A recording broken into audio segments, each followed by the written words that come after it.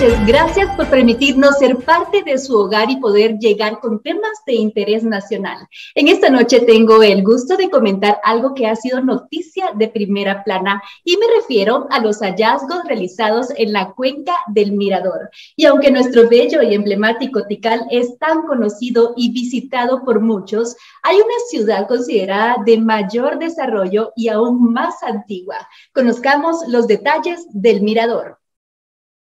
Área considerada cuna de la civilización maya por la antigüedad y monumentalidad de sus vestigios. Abarca alrededor de 2.200 kilómetros del lado guatemalteco.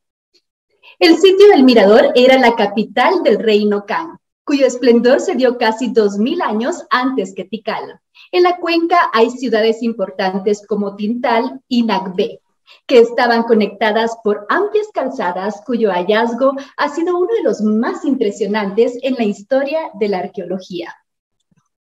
La cosmovisión y la grandeza estructural de la civilización maya están plasmadas en el sitio arqueológico El Mirador, ubicado al noroeste del departamento de Petén, siendo además una selva virgen que debe conservarse para el bienestar de los guatemaltecos y de la población mundial. El Mirador es considerado el complejo de ciudades antiguas del período preclásico, 900 y 1000 años antes que Tikal.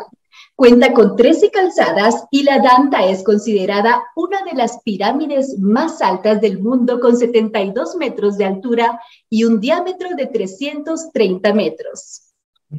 Existen documentos redactados por españoles en donde se menciona que ellos creyeron que se trataba de montañas, puesto que deseaban evangelizar en la región. Sin embargo, por lo tupido de la selva, les fue imposible ingresar.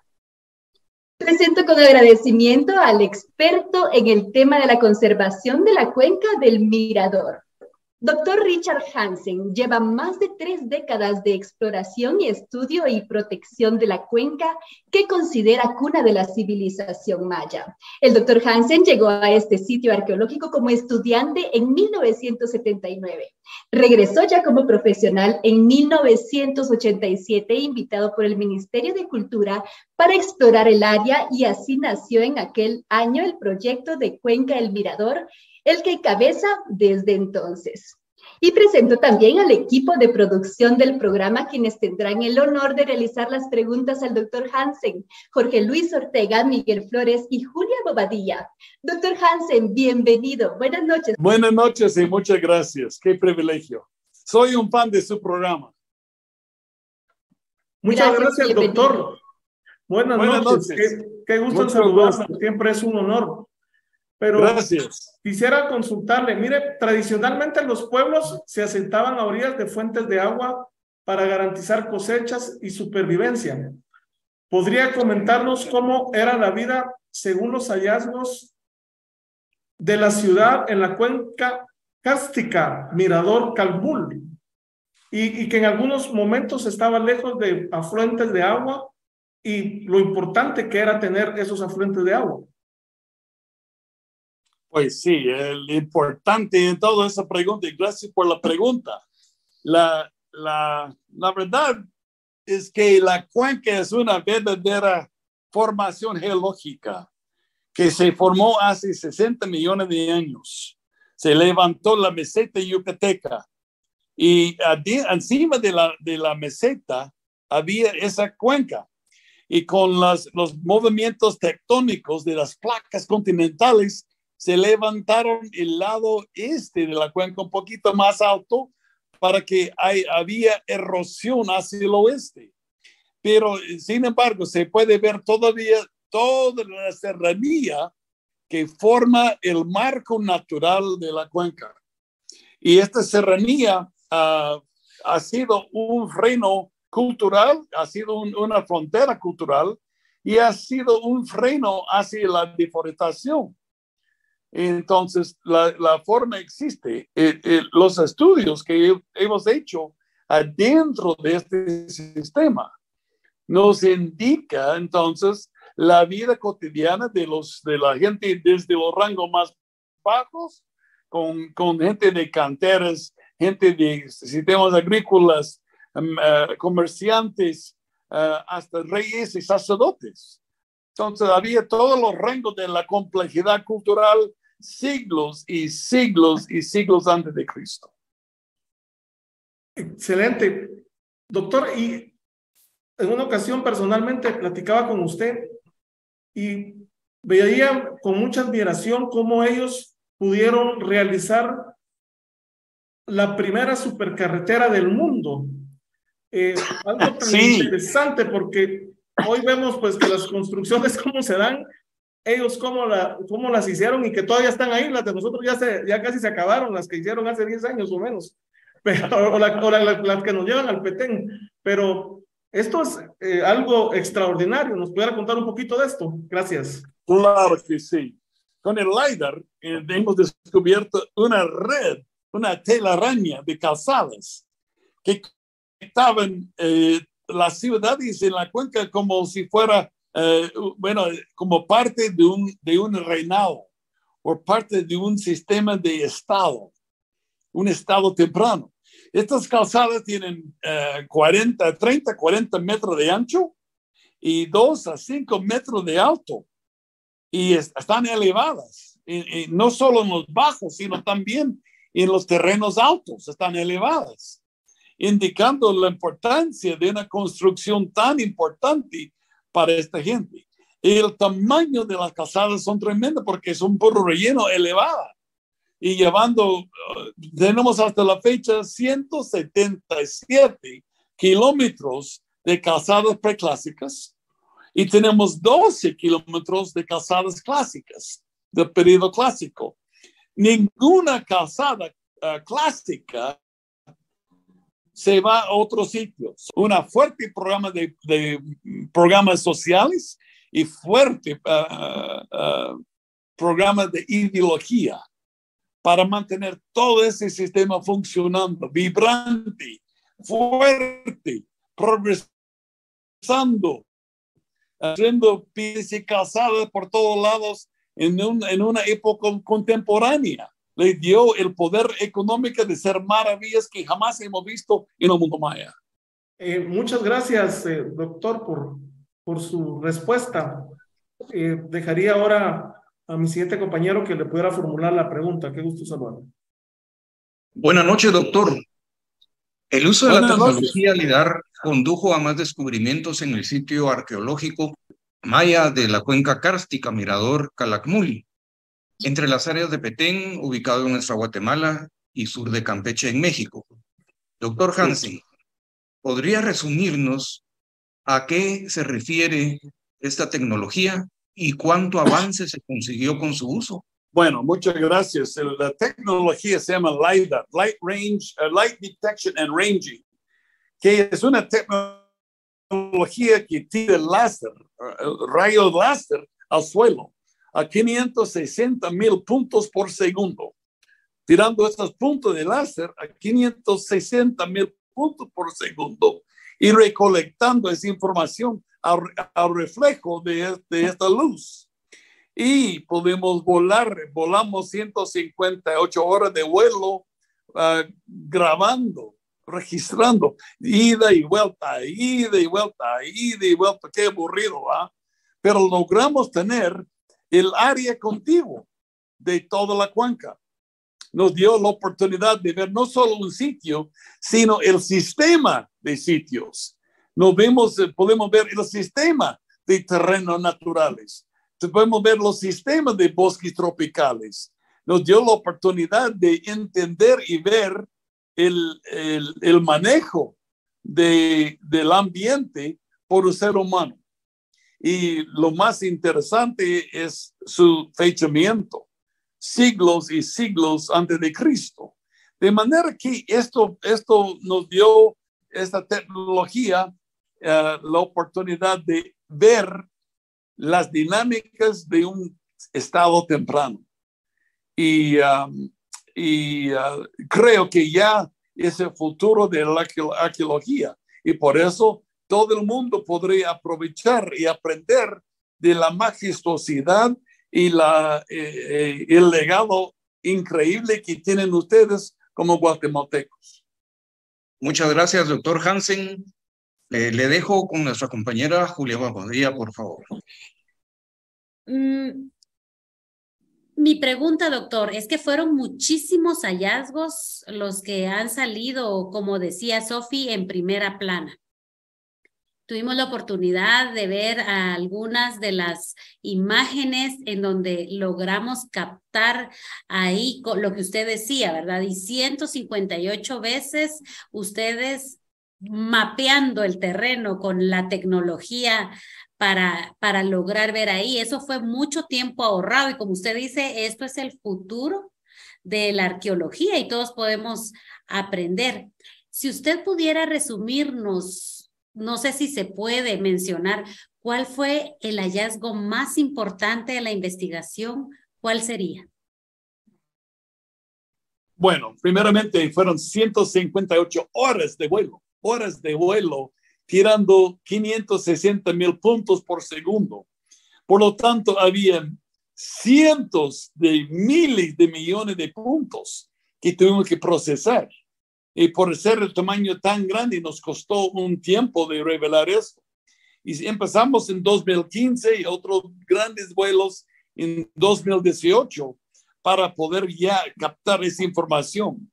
Pero si tuviera que explicar la importancia del hallazgo, sería que por primera vez podemos ver la formación de un reinado, la formación de un estado, la formación de los sitios más grandes del mundo maya. Podemos ver el manejo de la labor para construir sistemas agrícolas, construir sistemas logísticas, construir reservorios de agua, porque no hay agua en la cuenca, no hay ríos, no hay lagos. De manera que los mayas iniciales formaron gobiernos para captar el agua. Y las plazas y los diques y los reservorios que construyeron formaron parte de un gobierno para poder atender las necesidades de las poblaciones. Las calzadas eran tan grandes porque había tanta gente. No había carretas de bestias jalando materiales, no había vagones, no había solo seres humanos con tipo mecapal para jalar todos estos productos hacia las diferentes ciudades y formando una complejidad política, una complejidad social y una complejidad económica que jamás había visto antes. También nos damos cuenta que estos sistemas son antes de Roma, de manera que es posible que Mirador pudo haber sido en un punto una de las ciudades más grandes del mundo en su apogeo. De manera que hay que entender ese proceso. Hay que entender cómo originó en un lugar tan remoto, tan lejos de agua, tan lejos de un río. ¿Cómo lograron mantener las dinámicas de esta complejidad? ¿Y qué es lo que hicieron para que todo eso fuera totalmente abandonado? ¿Cómo es que hicieron para que todo eso colapsara? Y esta es la ventaja de la arqueología. En nuestros tiempos actuales, en nuestros tiempos contemporáneos, no podemos ver los principios de nuestra cultura porque este es el pasado. No podemos ver el fin de nuestra cultura porque este es el futuro. Solo vivimos en el presente. Pero con los lentes de la arqueología se puede ver todo el proceso, desde el inicio, las dinámicas y el colapso de una gran civilización. Gracias, doctor. ¿Y ustedes tienen algún tipo de información si estas calzadas que se utilizaban eran propiamente de ese gobierno, de ese estado constituido, o se comercializaba con otras culturas? Buena pregunta. No, eso sí es una buena pregunta, pero como el estilo de construcción es similar, sabemos que son más o menos contemporáneos, pero también indica, bueno, no van a construir caminos hacia sus enemigos. No van a poner un camino hacia el enemigo. Entonces sabemos que estaban vinculados socialmente, políticamente y económicamente, vinculados. Y esto les llevó a la complejidad. Por ejemplo, estamos aquí en Guatemala. ¿Cómo era viajar a Puerto San José sin camino? Por el camino que tenemos entre Guatemala y Puerto San José, tenemos un montón de productos que están entrando de los puertos, un montón de comercio, un montón de tráfico. Los mayas sabían lo mismo. Aquí para tener comercio, para tener víveres, para mantener la logística, tuvieron que construir estos grandes sistemas de calzadas para poder unir la gente en un estado o un reinado.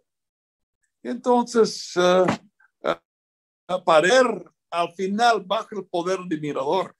Sí, es correcto nuestra observación. La nota de precaución está en Grecia.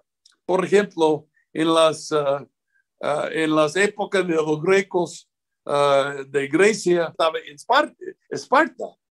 Entonces, es posible que había otras fuentes de poder en la cuenca. Lo que sabemos es que formaron una homogeneidad de la sociedad en el preclásico medio y en el preclásico tardío, siglos antes de Cristo. Y esta homogeneidad de la sociedad les llevó para arriba en una dinámica que jamás habíamos visto en el mundo maya.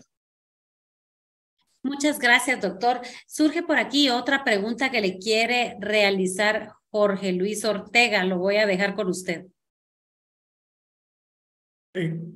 Gracias, Julita. Doctor, en el tema del turismo sigue siendo una parte fundamental para el desarrollo de la economía de nuestro país y obviamente de las comunidades cercanas a este tesoro que tenemos en el norte del país. Y algunas veces pues vemos que es algo difícil el acceso, pero se ha hablado incluso hasta de un tren, se ha hablado de algunas formas de volver el sitio arqueológico más accesible para que los guatemaltecos o los turistas pues podamos aprovechar esto de una mejor forma y también esto poderlo combinar con el desarrollo comunitario de las poblaciones que están cercanas. ¿Cómo han visto ese proceso ustedes? Gracias. Bueno, primeramente es buena pregunta porque ahorita estamos 2 a 3 días a pie para llegar al mirador. 2 a 3 días en la selva. Y además ahí somos parte de la cadena alimenticia. Entonces no conviene, no vamos a poder tener, digamos. Y el helicóptero cuesta miles de dólares para poder entrar. Por lo tanto, vemos difícil que sitios tan importantes para el pueblo guatemalteco serían casi imposibles asistir o ver. Entonces, hace unos años invertimos en un estudio para ver cuál sería la manera más fácil y más lógico para tener un buen turismo en Guatemala. Tiene que ser un turismo educado, un turismo restringido, no masiva, un turismo de importancia económica. Y analizamos los caminos, por ejemplo, las carreteras.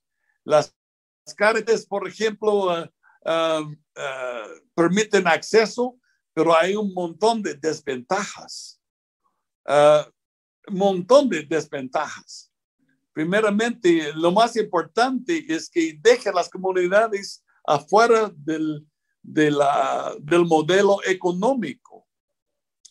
También analizamos el uso de aviones, de poner aviones en el mirador, pero dejamos las comunidades afuera del plan económico. Yo me acuerdo la primera vez que me fui a Tikal en 74. Salimos de Guatemala a las 6 de la mañana y volamos directamente al sitio de Tikal. Y en la tarde regresamos a Guatemala. ¿Cuánto dinero había dejado en flores? Ni un centavo. Esto no se llama prosperidad. Eso no es la prosperidad. Entonces recomendamos de que buscamos otro mecanismo y estamos dispuestos a cualquier sugerencia. Analizamos globos, analizamos rutas de bicicleta, analizamos de teleféricos. Y la única manera que vimos lógico, barato y más fácil para las comunidades a manejar, un tren grande como está haciendo México, ser un trencito de un 1,5 metros de ancho y que va 10 o 20 kilómetros por hora.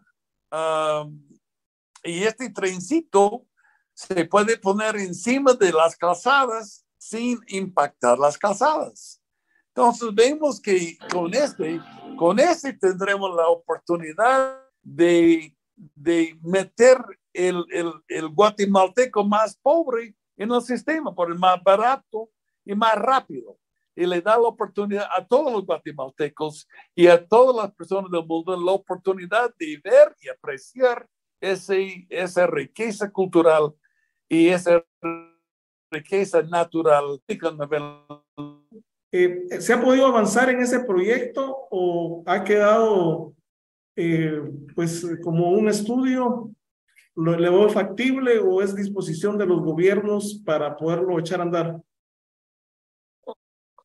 Bueno, el tren no es un proyecto mío. El trencito no es un proyecto mío. El trencito solo es una sugerencia en base de las investigaciones. El crimen organizado necesita caminos. Cuando vamos a Tikal no dejamos nada en las comunidades. No dejamos ni un centavo en las comunidades. Si había una carretera entre Flores y Mirador, les prometo que nadie va a gastar nada en las comunidades, porque vemos en Tikal lo mismo.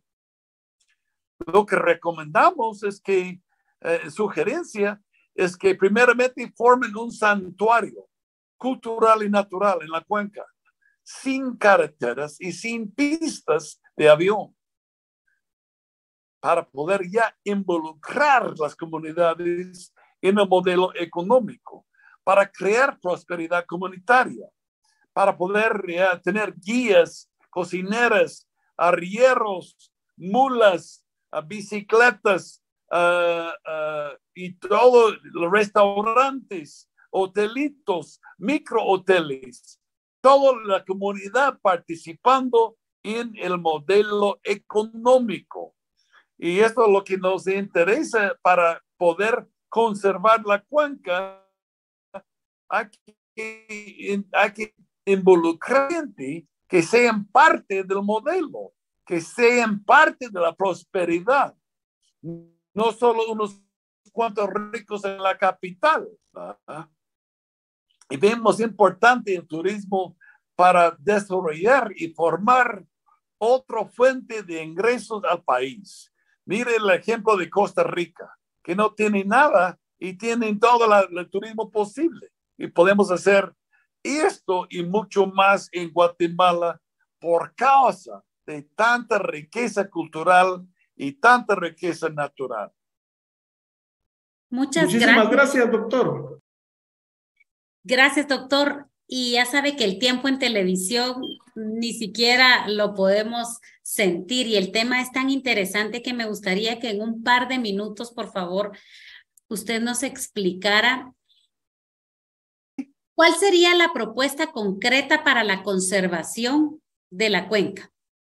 Bueno, nuestra propuesta, nuestra sugerencia es que el gobierno forma un santuario cultural y natural junto con México, junto en un trato binacional, formando la primera zona silvestre o el primer santuario en toda América Latina, sin carreteras y sin pistas de avión, para neutralizar el crimen organizado y además para involucrar las comunidades en el modelo económico. Entonces, al formar un santuario, Así podemos tener la oportunidad de poder conservar y proteger la selva y los sitios adentro de ella por los 500 años entrantes. Muchas gracias, doctor. De verdad que fue un honor. Voy a dejar aquí a Sophie para la despedida del programa y sé que 28 minutos es muy poco tiempo para seguir aprendiendo acerca del mirador. Gracias por su tiempo. Muchas gracias. Bueno, muchísimas gracias a nuestro invitado de lujo, doctor Hansen. Gracias por esta información tan importante y tan relevante para nuestro país. Gracias al equipo también de producción y gracias a ustedes que están con nosotros nuevamente en sintonía de Acción Positiva. Queremos recordarles que estamos en repetición de este programa mañana a las 10 de la noche, así que ahí puede vernos nuevamente. Los esperamos. Hasta la próxima.